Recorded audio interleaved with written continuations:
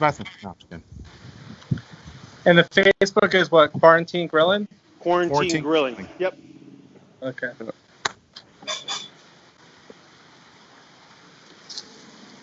Melissa, if you want to watch on Facebook, it's called Quarantine Grilling on Facebook. It's live now. We're actually live, we're live as you talk right now. Yep, and we're about to start the show, boys.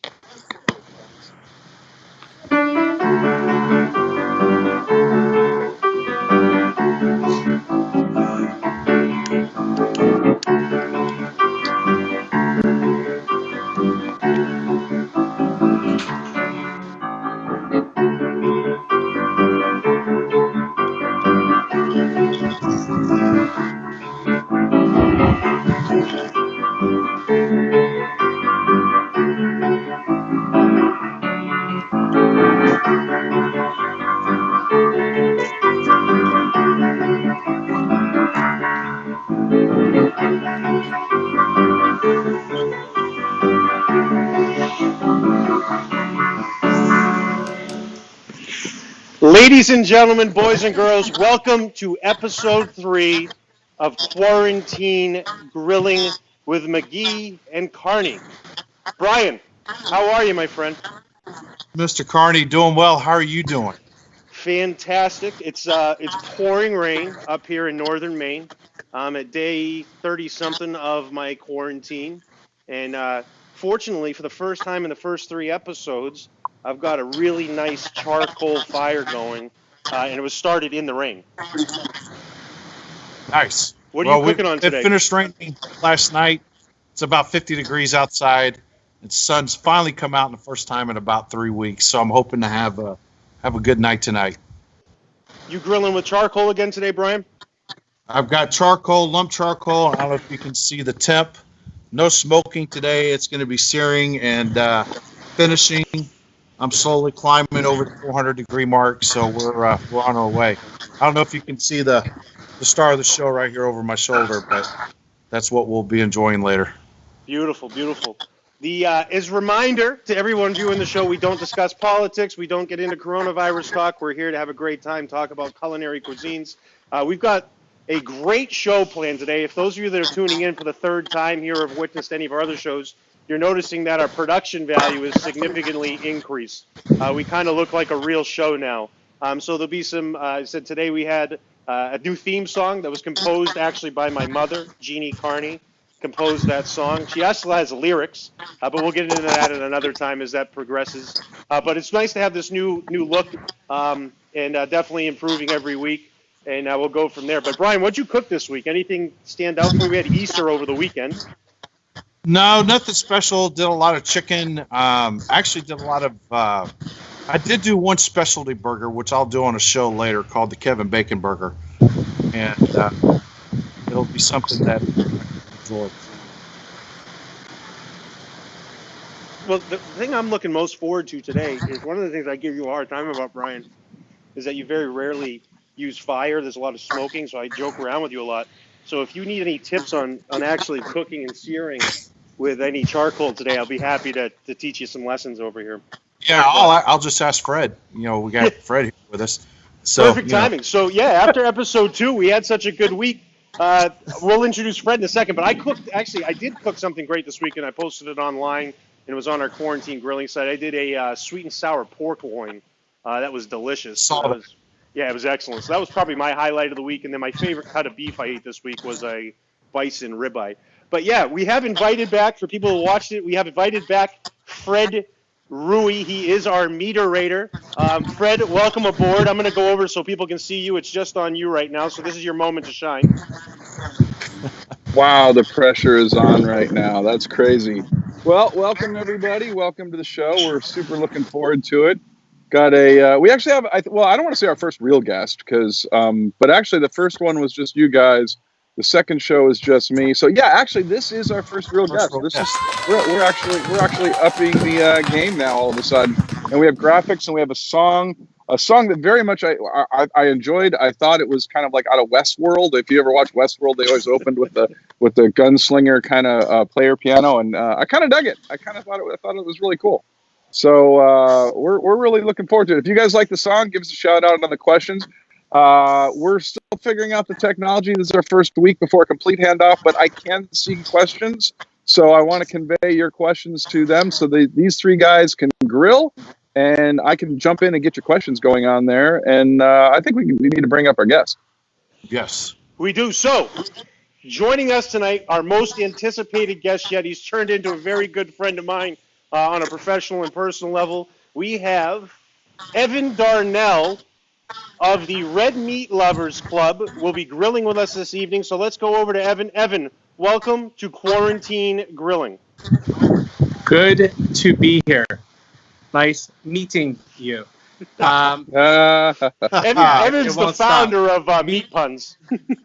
I am the founder of Meat Puns. I am the Secretary of Steak / founder of the Red Meat Lovers Club.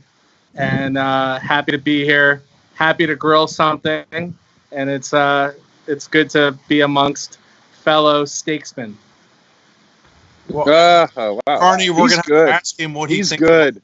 Our terminology as far as flavor potential, crush threshold, all that fun stuff. So we're going to introduce Evan to some of those terms when we talk about what we're cooking tonight. But I have a few questions for you, Evan. The Red Meat Lovers Club is something I participated in quite a bit with you now. We actually had some more things planned, but the coronavirus put a hamper on some of those, but we'll be coordinating together. But what led you to create the Red Meat Lovers Club? And tell a little bit of our viewers what it's about. Sure. Oh, we have a guest appearance. The commander in beef is on my right. Beautiful. So, hey, I got the pepper shakers here. I got the pepper grinder. The pepper. Yeah, my fresh pepper boy. So, 1994, my freshman year of Tulane University in New Orleans, pretty much the first month I was in college, I was in the UC, and I saw on the table there was an advertisement for SAVE, Students Advocating Vegetarian Eating. And immediately, as quick as that, the Red Meat Lovers Club was birthed within a week to be the... Oh, man, that cost a lot. That was a lot of sound effects. So that was... I founded the Red Meat Lovers Club at Tulane. It existed for the 3.5 years after my first semester. And it's funny. We had the same terminologies, but we're doing things on a much bigger scale than what we did in college. At college, we had meetings, which were $7 all-you-can-eat and drink barbecues. And now it's a little bit more aggressive and a lot more dynamic than that. But we still, once it used to be once a month. Now we're doing things almost every week throughout the country, having different chapters set up and doing just various epic dinners centered around red meat, cigars, business networking, and philanthropy. Beautiful. I've had the opportunity, as I said, to participate in several of the events. And as a meat lover, it's something I love doing. But the causes that you've represented and the philanthropy side of it was what really makes it special. Yeah. It's like your eyes are wide open. It's like it's really like the Disney World of beef whenever I've done an event with you. So it's definitely a great thing that you've done, and we're honored to have you here for that. Appreciate that. Thank you. So I do notice during the coronavirus here, you've been doing some programs online. You just had one for Passover. Did some Passover packages. I believe you had one for Easter as well. Can you talk a little bit about some of the projects that you've done there? Yeah, definitely. So as soon as Corona came, we had some really big events lined up that took a lot of time to plan. And that to me is the most tragic part about this whole thing. But I couldn't go to zero. Like, what we do every day is we layer on different things to all of our events. We had on March 1st, like 7 different events planned in various stages throughout the, from selling tickets to really good ideas that we're about to, execute. So what I wanted to do was keep not only our club in the forefront of what we do, which is eat amazing food, give back, and get together. So I started creating almost immediately takeout packages, working with my caterer in South Florida, Potions in Motion, and we basically wanted to bring this steakhouse event to you. So we started a delivery program centered around charities. So we're divvying back, a portion of every ticket to different charities every event. And we had a very successful first 4 events. I have 3 packages being created over the next 9 days,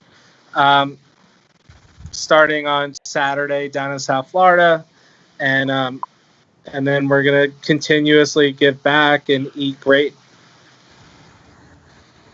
So that's what we're doing. So, Evan, the reason we have you Yes, sir. on this show today is Yep. the episode 3 is our modern American steakhouse, where we're taking steakhouse items and putting a modern twist on them. So, tell us Right. today what you're bringing to us and what you're Okay. going to be preparing for us here today.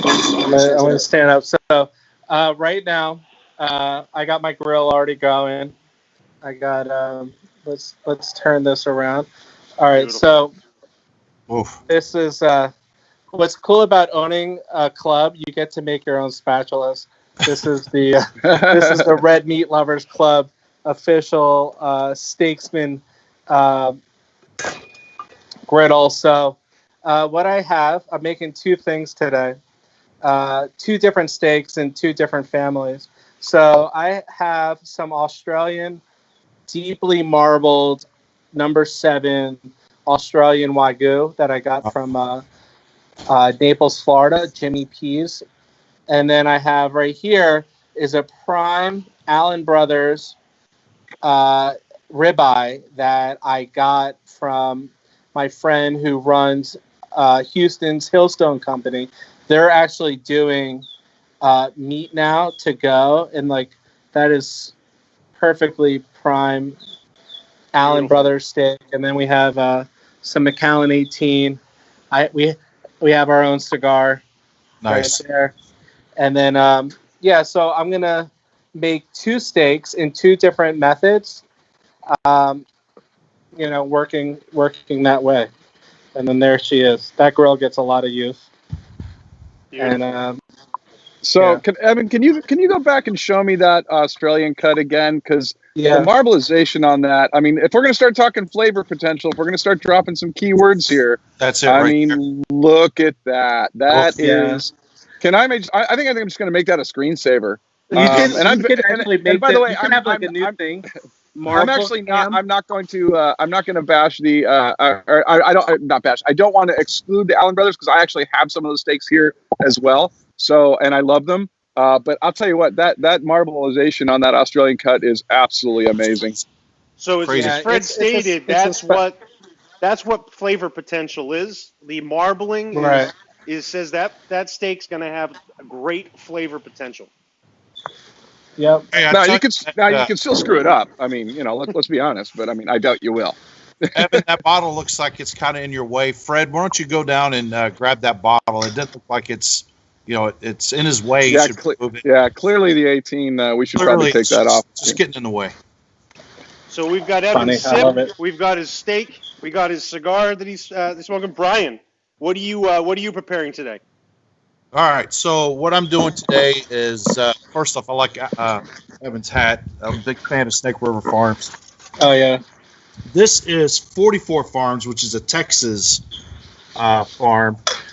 This is a 60-day dry aged ribeye, Wagyu, American Wagyu.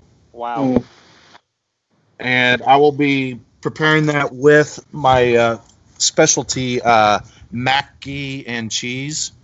And it's a white cheddar, jalapeno, green onion, cream cheese, macaroni and cheese with toasted breadcrumbs on top with green onion. That sounds beautiful. So I got going on today, Brian. First of all, we're on Carney Grill Cam is an existing thing. This is a live shot of my grill. Brian's going to be adding that as well. This was not supposed to be a grill cam shot. It was actually supposed to be going to me visually, but now we're seeing the sizzle cam. And then we're going to go back to Carney here and see if this works.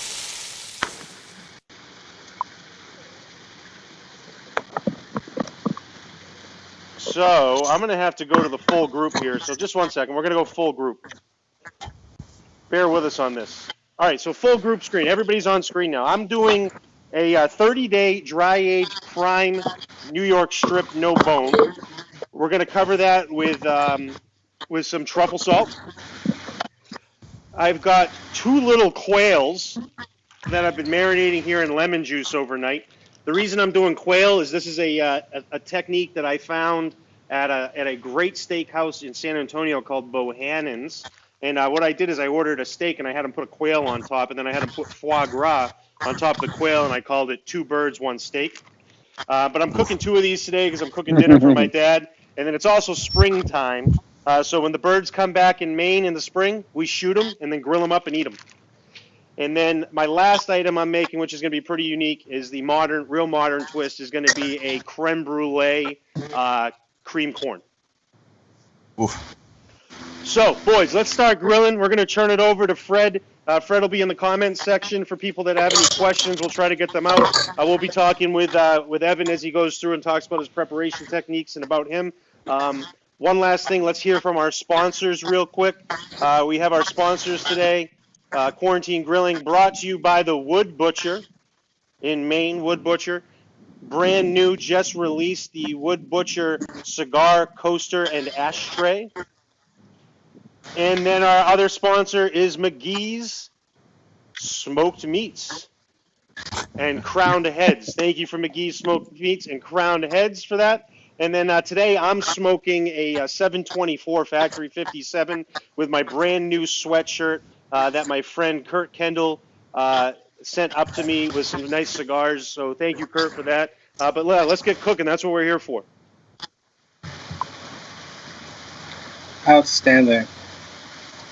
We may have lost Fred. He looks frozen. No, I'm still here. So I'm looking through the questions here. You're very stoic. I'm looking through. I don't have to cook on this show. This is really weird. So I'm just sitting here enjoying a cigar. I'm looking through the questions here. So, by the way, first, a lot of steak puns flying around out there, and well done there. Stephen Maria Dex said, quail does not qualify as red meat. Can I get a ruling from the Secretary of State? So, Evan, that's your first question right there. Yeah, ruling on the quail being brought in here. I agree it is not red meat, but it's an honorary member. Okay, there we go. You heard it. An honorary member. Quail's a good app, you know. So I used to be in the fancy New York City restaurant world for 20 years, and I've sold plenty of quail for appetizers. So right now, what I did, I just seasoned the meat.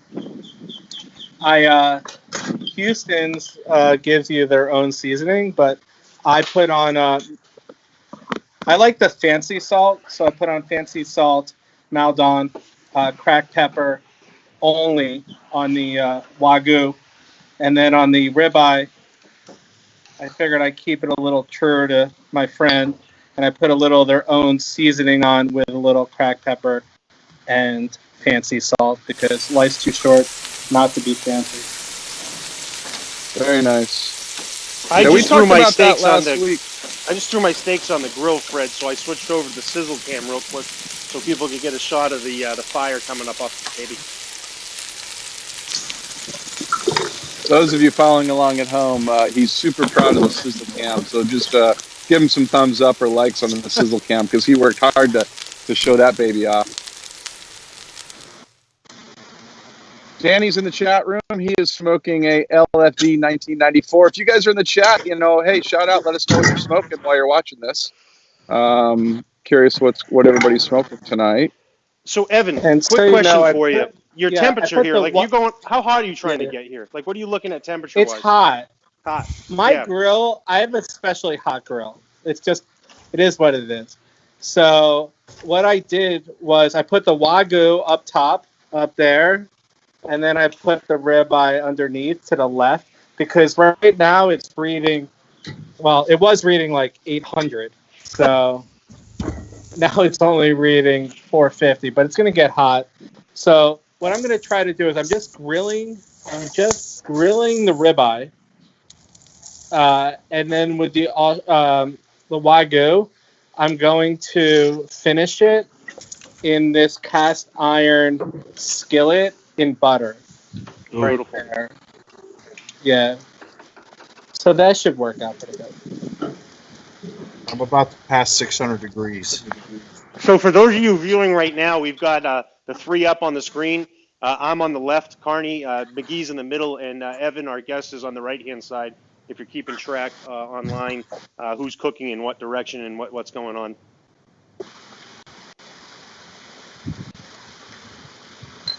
Yeah, we're cooking now.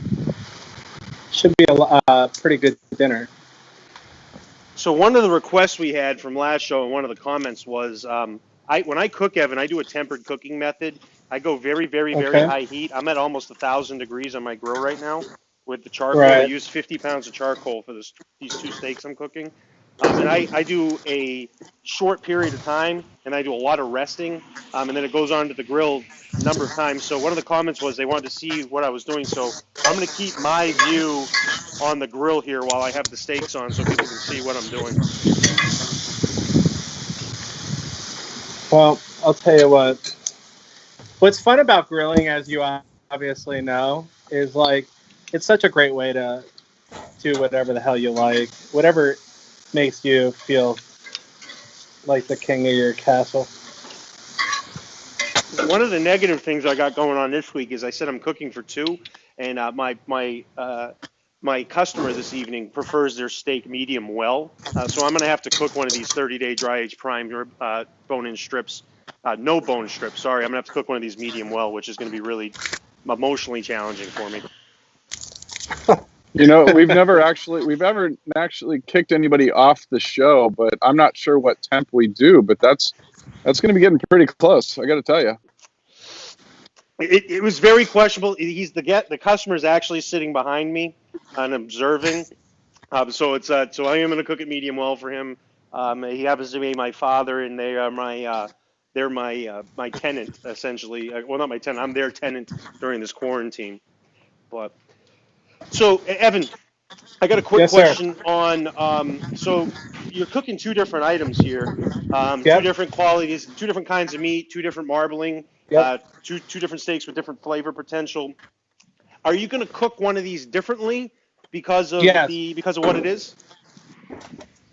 Yeah. So, well, first on the positioning on the grill, I put the Australian Wagyu on the top rack because I didn't want to these type of steaks from history they're like big fat bombs, and they create like a roaring fire from all that grizzle grease marbling that's falling onto the grill.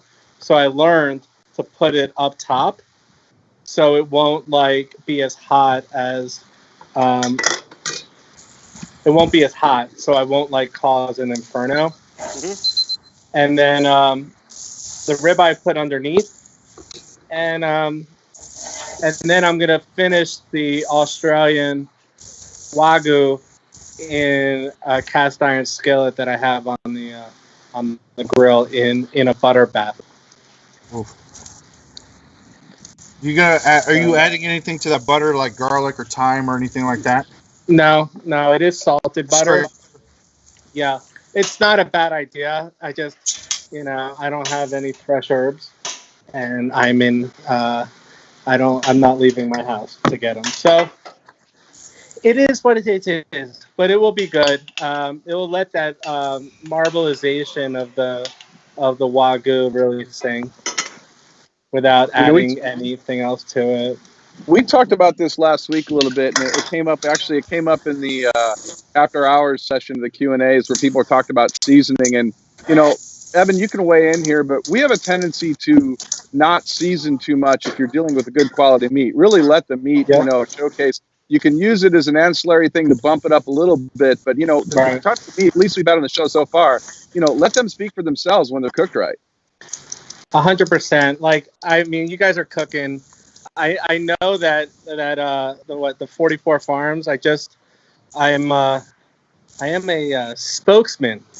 I'm not using it today for Auto Wild Grills, and a guy from Texas, John Pazer, who owns Nice.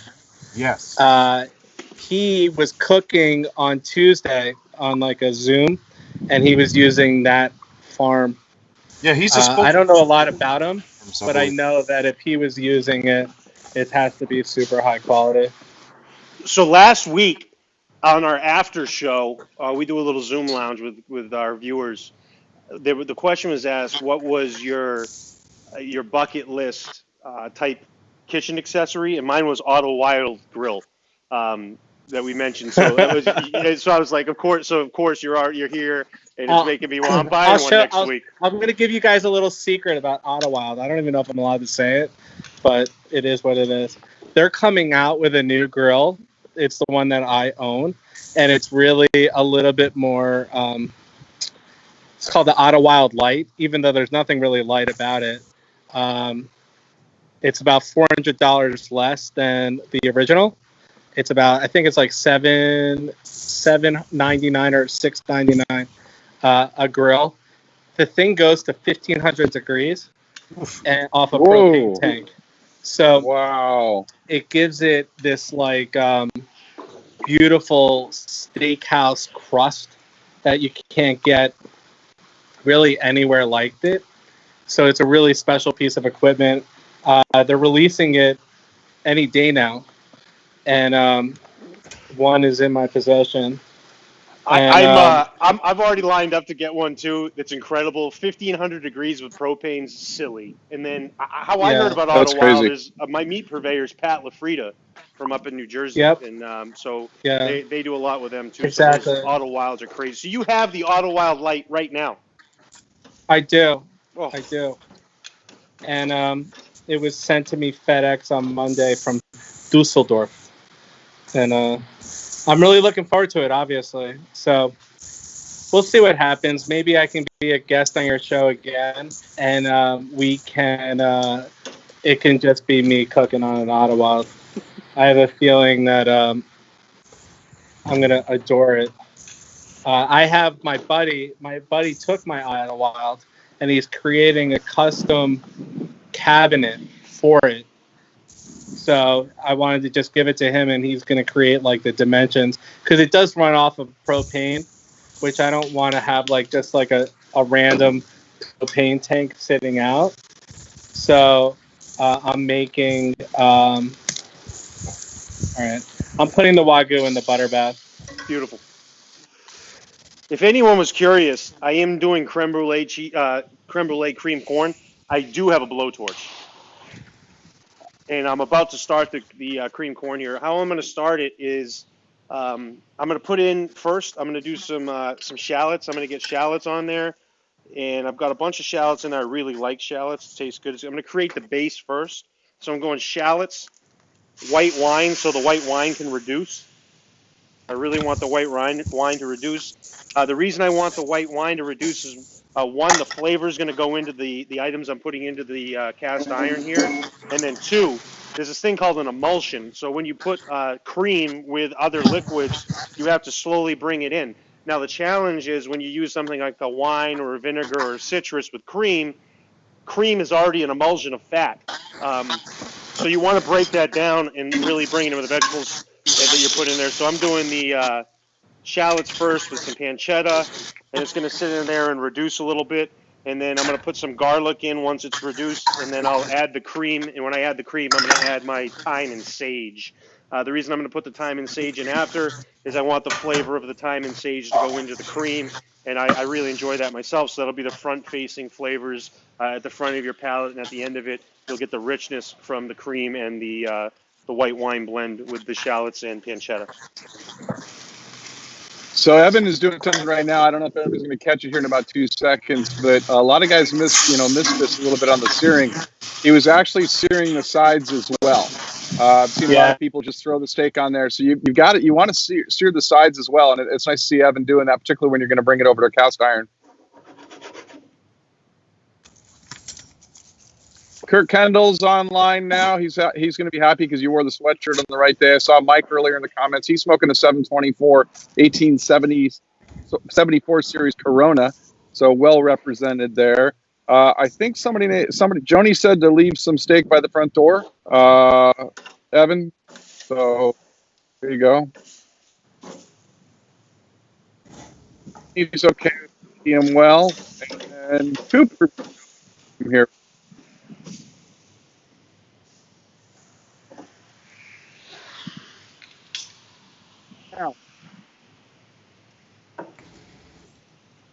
Brian, what do you got going on there? All right, so I got the mac and cheese. I'm getting the cheese sauce warmed back up. I'm going to fold the noodles into it, and then I'm going to toast the breadcrumbs and green onions to put on top.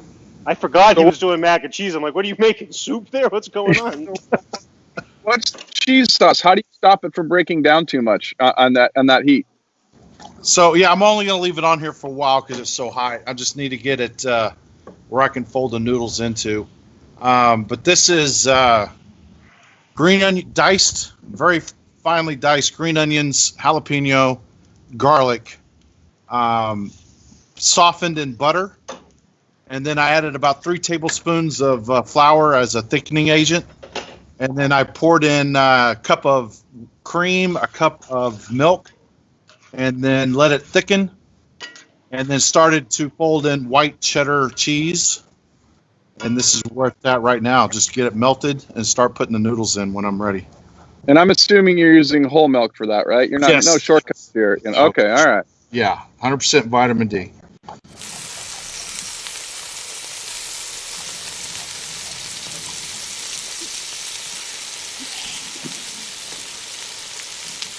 I think we might have lost Evan.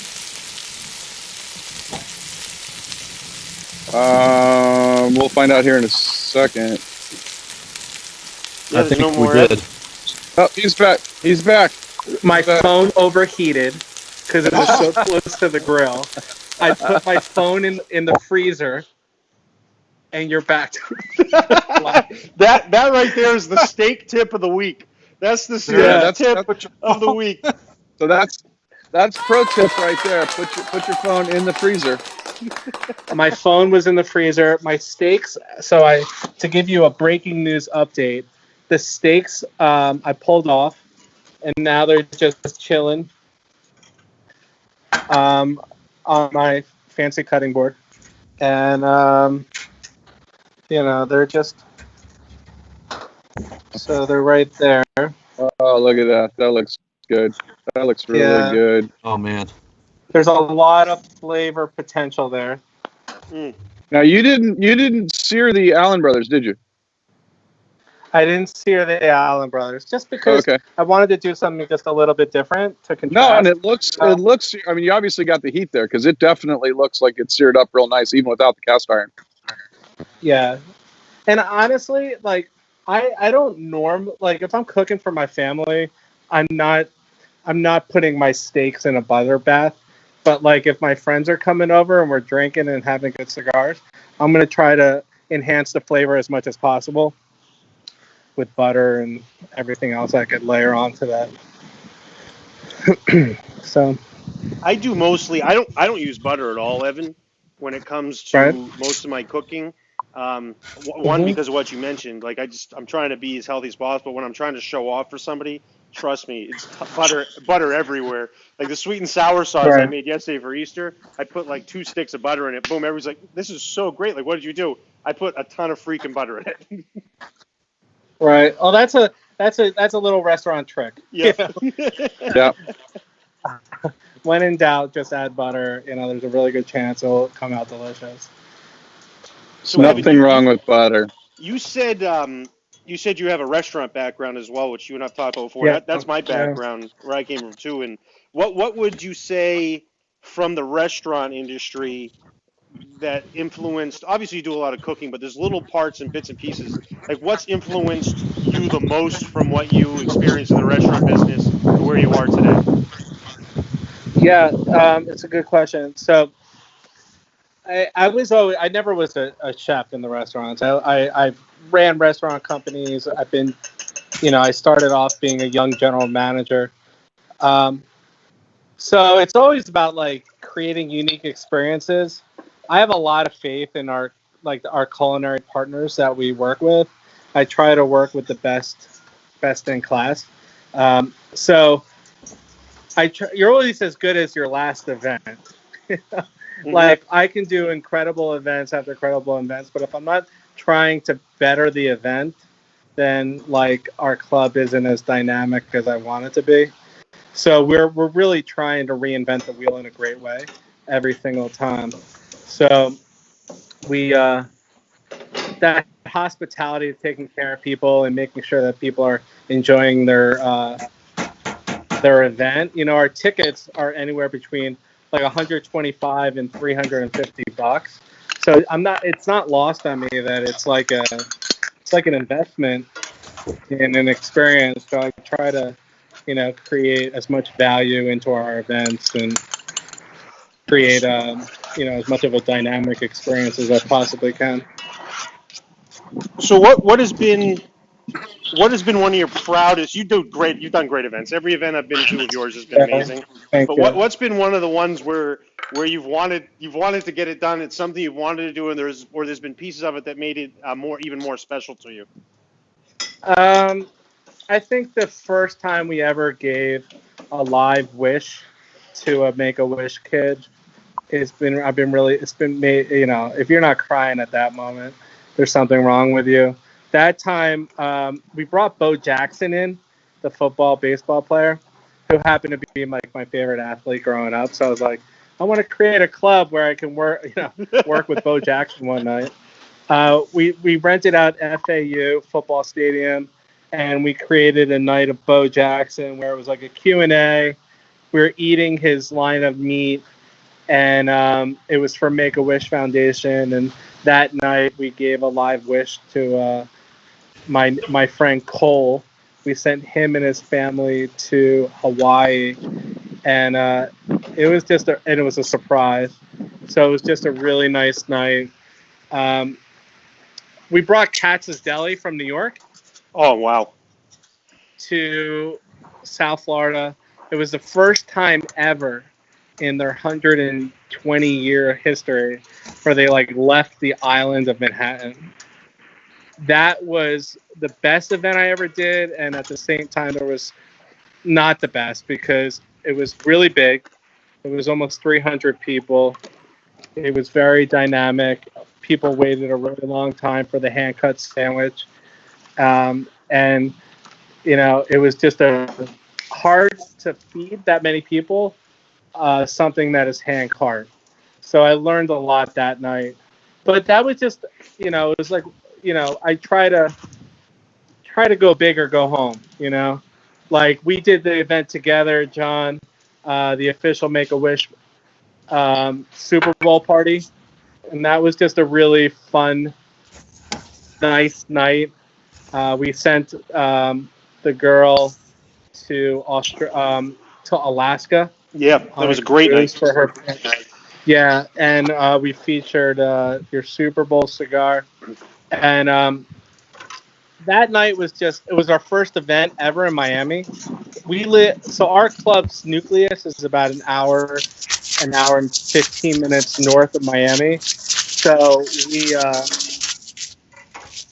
we did Miami big for the Super Bowl. I figured if we didn't have a Super Bowl party and the Super Bowl was in Miami, I would regret it more than, taking on the big risk of doing this party. And it worked out to be a really nice night. Glenn Fittich was pouring their old stuff all night.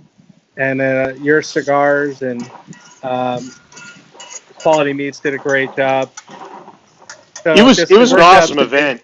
It was awesome. It was one of the highlights for me of that whole week. We had events and things going on every night, and that one was special to me because of the food, the culinary side of it, the cigar side, obviously, and the drinking. But the big deal for me on that one was there was a pizza that they made up there that had like a meat crust. It was like a meat crust pizza with like meat and stuff on top of it too. So it was meat, sauce, cheese, and meat. It was ridiculous.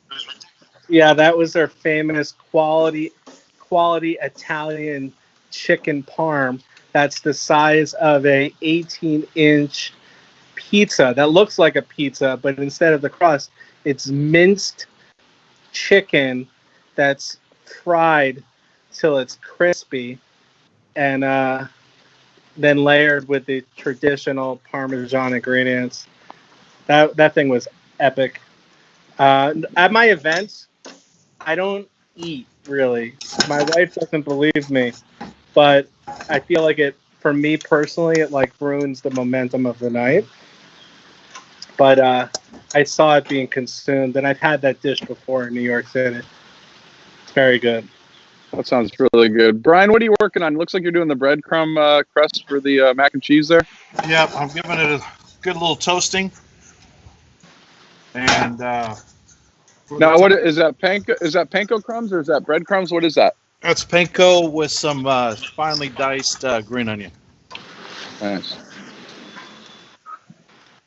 Jonathan, you've been awfully quiet. What's working on your grill right now?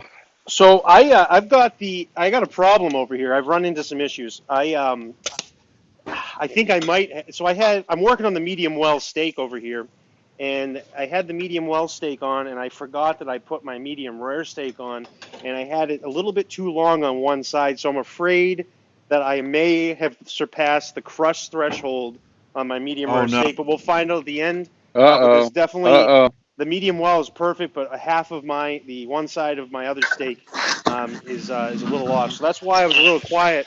For people that were watching, I know I could have used a little bit of help knowing that there were two steaks on there instead of one. I only thought there was one, but there was two.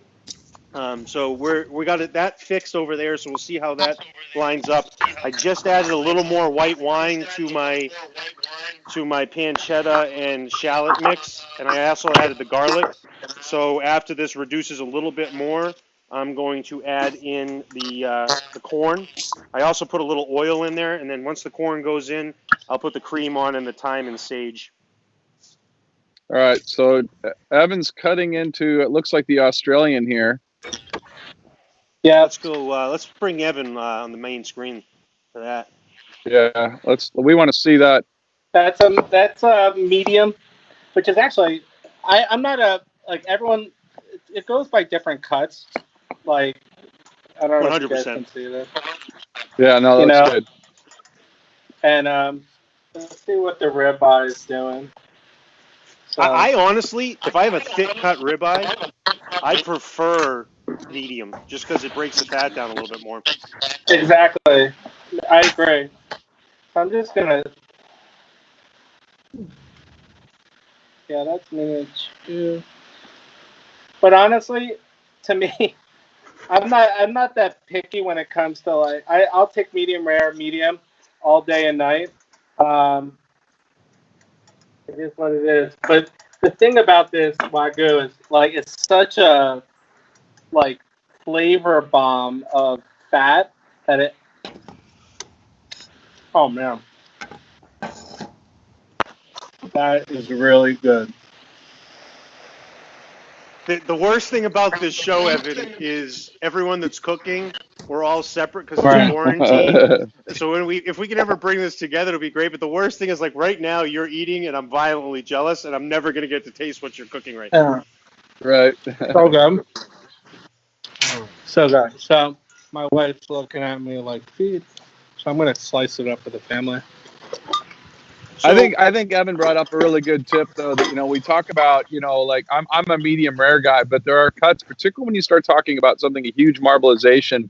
It's more important to break down the fat than it is to worry about hitting medium rare because you can pull it off too soon, especially if you like rare steak or even on the light side of medium rare.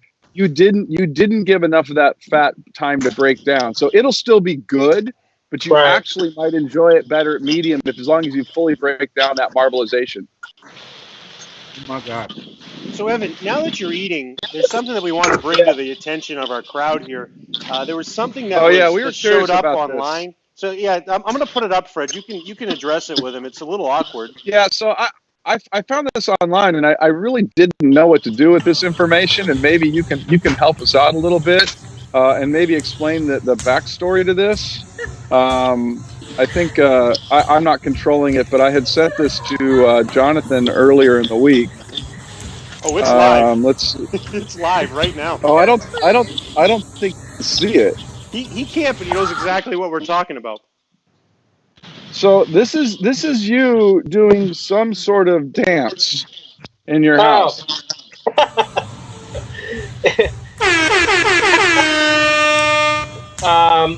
Well, I grew up in the Jersey Shore.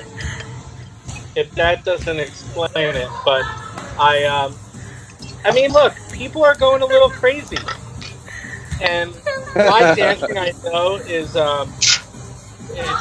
it's a sight to behold, and you know, you got this big Jewish guy dancing up a storm like he's getting paid commission.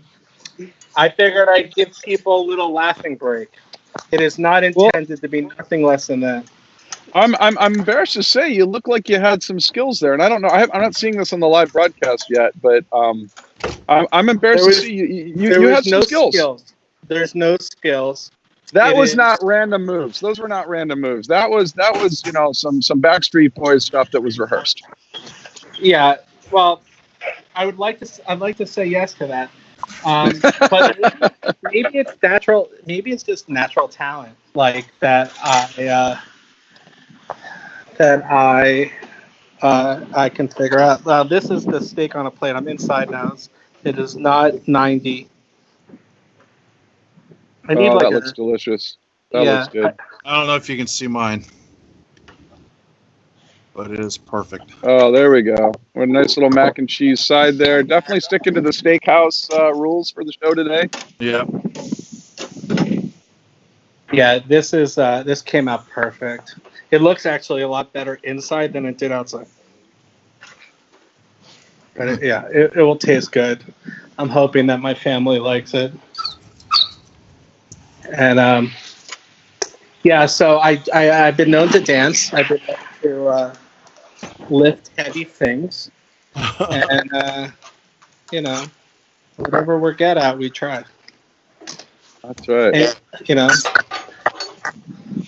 so now I'm inside. It is nice and comfortable in here. Let's see what John's doing.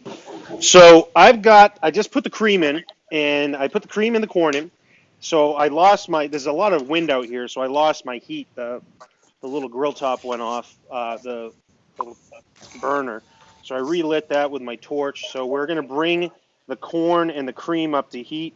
The corn's probably about 10 to 15 minutes away. I got the medium well steak sitting on the grill. I'm done with the medium rare ones, not going to get any more temperature at all. I don't trust what I did with it, so it feels good. But yeah, I got that in there. I'm about to add the thyme and sage. So can we go to the grill cam now for you? Can we go to the grill cam, Jonathan, on your stuff? See that stuff? Yeah, we can. I know. The grill cam's been on, but we'll go live right to it. Yep, and Adam Long just drove by and he said you were out there grilling and he could smell it and he said it smelled good. Adam, you should have stopped by for a quick bite, man. I could have thrown it through the window. So here we are on the cream corn. And then here we are on the grill with the steak. So the cream corn, what I'm going to do is bring it up. The cream's going to break down slightly with the heat. It's going to get a little thicker with the corn and stuff there. So that's what I'm doing right now with the cream corn, is just trying to thicken it up. And then we're going to finish it off with a mix of dark brown sugar and regular sugar. And I'm going to torch the snot of it. And then I'm going to do a nice plating with some edible flowers, and I'm going to put the quails right on the side there. So the quails are about to go on this grill in a few moments too. So I'm about 15 minutes away from eating. Well, I'm going to eat while you're about to. Speak for yourself. And I think the live people are just now getting the dance thing. With this new program, we're saying what the delay is. Right now, the dance move is showing up on the live cam. So wow. If that's not entertaining, I don't know what is. This is just pure enjoyment. So Adam must have driven by like 25 minutes ago with this delay. That's great. What's your favorite What's your favorite cut of meat, Evan? What's your favorite cut? If I was at a steakhouse, I'm going either ribeye or strip. If I'm cooking at home, for the family, it's probably filet mignon because that's the universal, can't mess it up. If I'm at a Jewish steakhouse, I'm eating, I got Sammy's Romanian. I'm doing, their version of skirt and stuff like that. So, it really depends on the steakhouse. When I was living in, every restaurant, every big, like, Smith Olensky had the best, like, Cajun ribeye.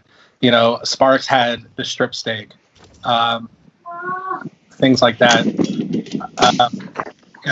Going to places that I think have the best version of what they do.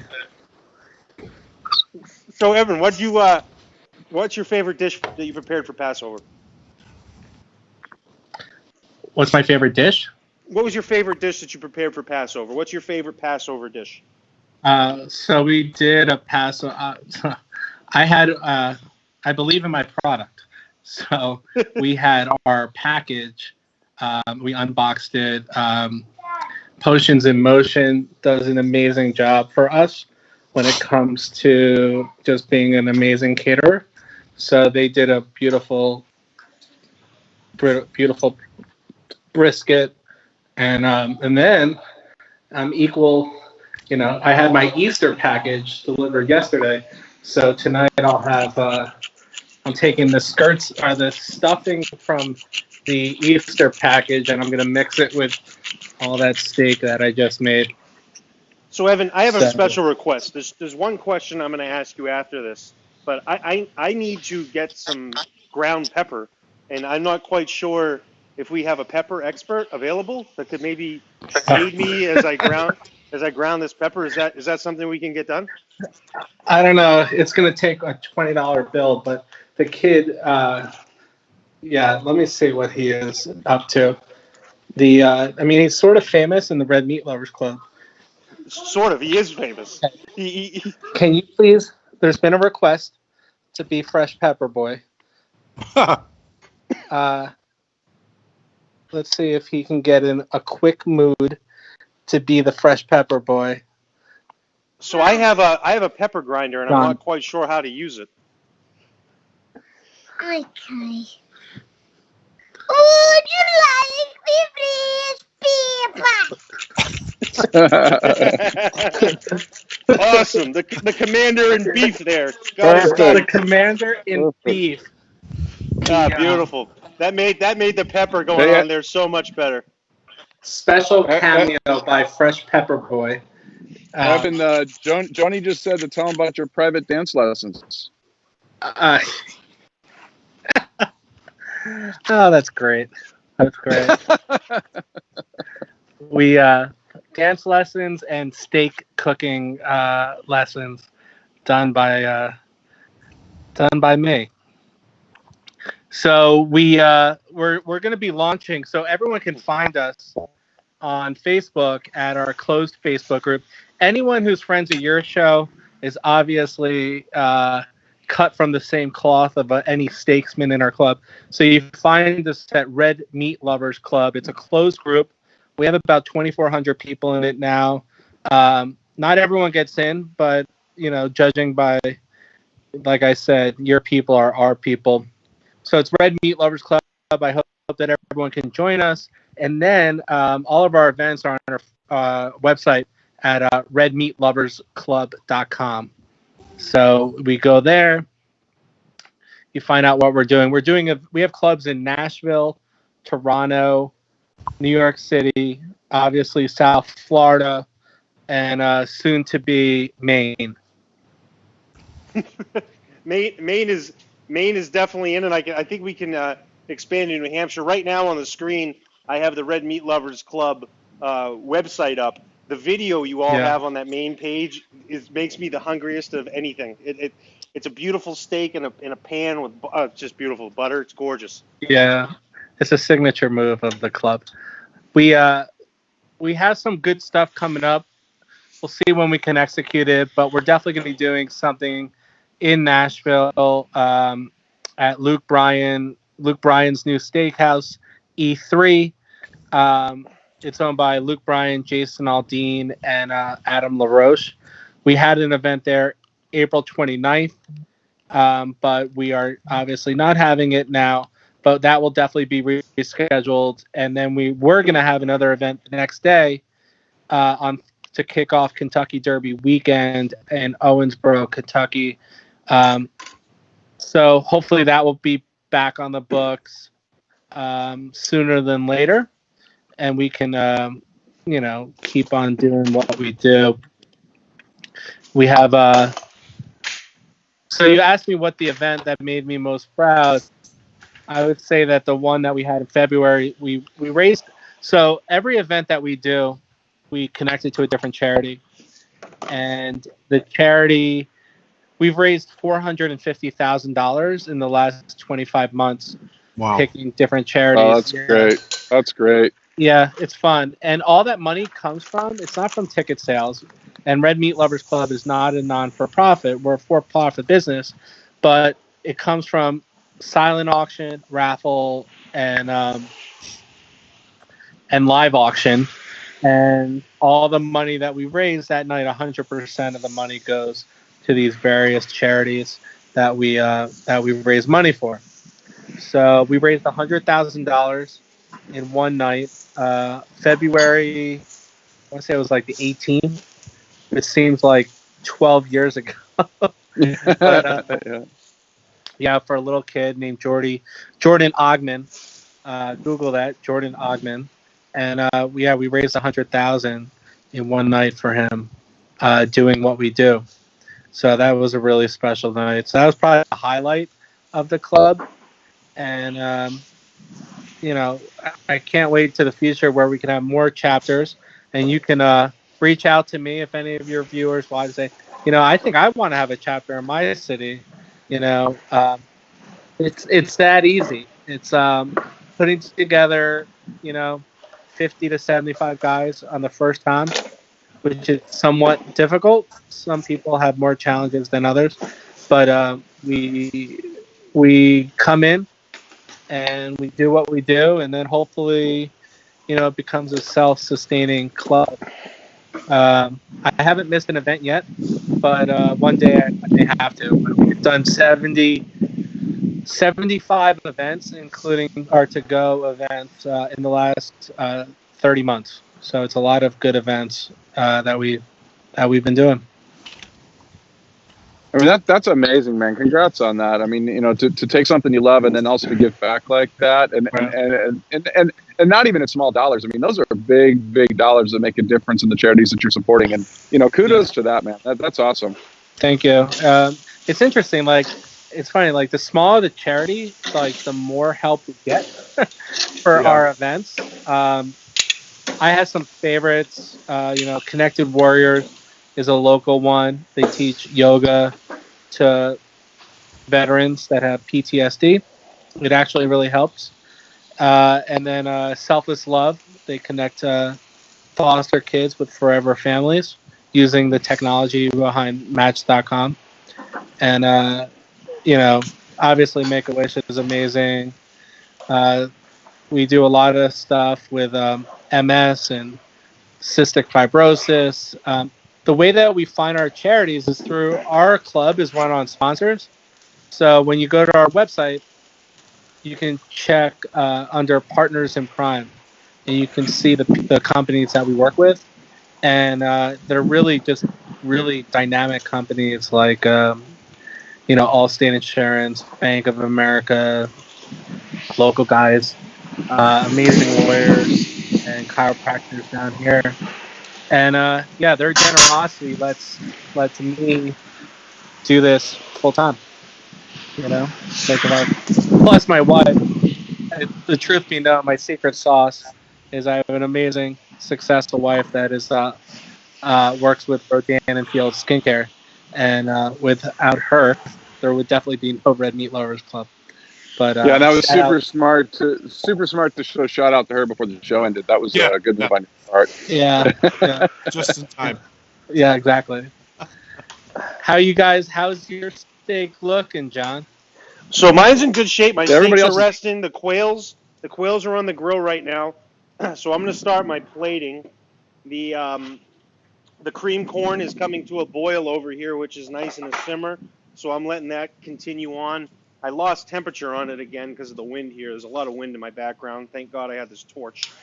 But we got a little more heat coming on that, and that'll be ready to roll here shortly. That'll be the last item, and I'll do that right at the end with the creme brulee topping on it. But you know what? Let me pull my steak out and give it a cut, and let's see where we're at, because I am getting hungry. And you know what? I did slightly cross the threshold. It's medium, and I believe that means the other steak's definitely going to be medium well, but it's not too bad. Honestly, you know what? I didn't cross as bad as I thought. This rest is going to be even better. But we got a nice medium rare steak. And the good thing is when you got a thick steak, they're also very forgiving. But no, this is delicious. So here we go. First bite. It's awesome. So I see, John, that you've been grilling up what I refer to as a zoo. Basically, I was convinced after Tiger King that Joe bought the zoo, closed it, and then started consuming every different animal in the place. So what animal has surprised you in its deliciousness? So I have been doing a lot of wild game, and we have an episode coming up with a wild game expert. The one that surprised me the most was yak. I've been doing some yak ribeyes, and the thing that surprised me most about the yak is before I did the yak ribeye, which I believe I cooked a yak strip on our first show, the yak strip didn't really do it for me, so I was kind of I wasn't as excited as I thought I was going to be about the yak ribeye. Then I ate the yak ribeye. It's phenomenal. So that one for me has been the most impressive game I've eaten so far. Yak. It's kind of, the flavor profile of it's more of like a grass-fed cattle, so it's excellent. And yeah, that's been great. And I've been eating a ton of bison. I'm going to be doing some, I'm going to be making here in the next couple weeks some antelope parmesan, like a veal parmesan. Instead of veal, I'm going to use antelope. So I've been messing around, but yeah, I'm definitely going through every zoo animal here. What do you have coming up that you have? Do you have any meats in your arsenal that you've never had before? Right now, everything I have I've eaten. So as of last week, I had emu about a week and a half ago. I hadn't had emu before. I've been doing some wild boar, which is fantastic. Ostrich is another one that's really impressive to me, and coincidentally, it's a bird. It's a red meat. So ostrich is really good. Right now, I have no meat in my arsenal or my supply that I haven't had yet. So we'll see where that goes. But I'm still looking for some different items, and we'll see what comes up. That if anybody's watching from Maine and can get me moose meat, I'd love to do that. I've had it before, but I'd like a moose steak would be good. But people in Maine are very possessive of their moose. Moose protection. Yeah. So I'm getting close to plating here. The cream corn's wrapping up. It's got a little boil going. Perfect. The good thing about this on the cream corn is it didn't curdle, which was great. That means I reduced the wine enough in that blend, so that was good. So I didn't have to emulsify it or be right on top of it. So that's a big plus. There was no curdled cream, which can be a problem because it ruins the whole dish, and then you have to re-emulsify it or just start over. But I got a nice simmer going on it. Brian, where are you at? Talk to me. I'm almost done eating. Brian's eating. Yeah. Man, so one thing we've been trying to do, Evan, is get this show cut down from about an hour and a half to an hour and 15 minutes. Eventually, we're going to try to make it an hour long. I think the glaring objective to get this to just be an hour long is to just eliminate me from the show. All right, so my quails are just about done. For anybody that's watching, we are going to have the after show lounge that we've done in the past. We will have that again. We'll be posting that link on Facebook within 5 minutes of the show ending. I'm starting my plating over here. I'm going to be plating the medium well steak tonight because I'm preparing this for my father. So if he's watching, your meal is en route. But I'll be plating this for him.